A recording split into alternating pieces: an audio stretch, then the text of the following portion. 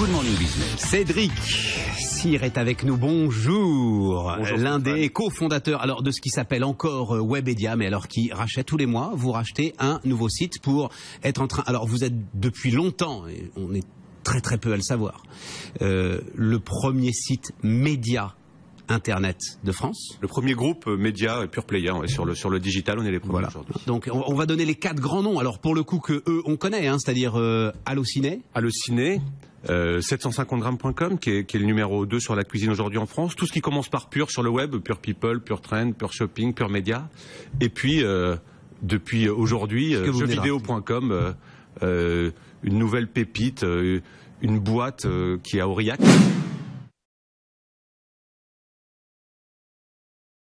Qu'on va essayer de la transformer en une marque mondiale. Aujourd'hui, on a repéré toutes les petites pépites dans les pays d'Europe, dans les pays émergents, qui pouvaient s'agréger à cette marque pour la transformer en boîte mondiale. C'est ça l'ambition. Il va falloir en changer le nom, alors, boîte mondiale, il va falloir le mettre à l'anglaise. On changera le nom, c'est pas du tout un problème.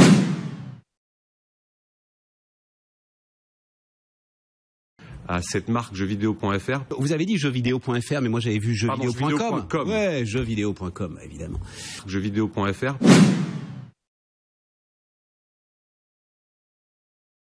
Alors là, il faut être très franc, et alors mon cœur saigne, mais c'est pas pour ce que vous écrivez que vous avez du succès, Cédric. C'est pour la façon dont vous le vendez. C'est pour la façon dont vous le mettez en scène. Alors, on a 3 choses. On raconte des histoires, je pense qu'on les raconte bien. On raconte des histoires, nous, dans le monde du divertissement. Notre ADN, c'est le divertissement, c'est pas l'information, qu'on soit bien clair. Alors, encore une fois, on est dans le divertissement. On n'a pas la prétention de faire de la grande presse. On a juste la prétention de divertir les gens.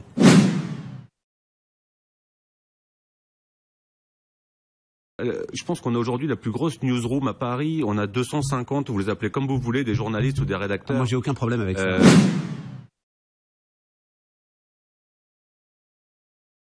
Ils racontent des histoires ou ils écrivent en langue Google. Ils peuvent écrire en français ou ils ont des tableaux d'écriture à ce point précis pour que les mots-clés soient placés aux bons endroits que finalement on se demande s'ils peuvent encore exprimer leur talent. C'est simplement qu'ils acceptent d'avoir, en plus de leur rédac chef éditorial, qui est celui qui regarde si l'histoire est bien écrite, un autre rédac chef, qu'il s'appelle Google, qui consiste à faire en sorte que les produits qu'on écrit soient bien merchandisés sur le web.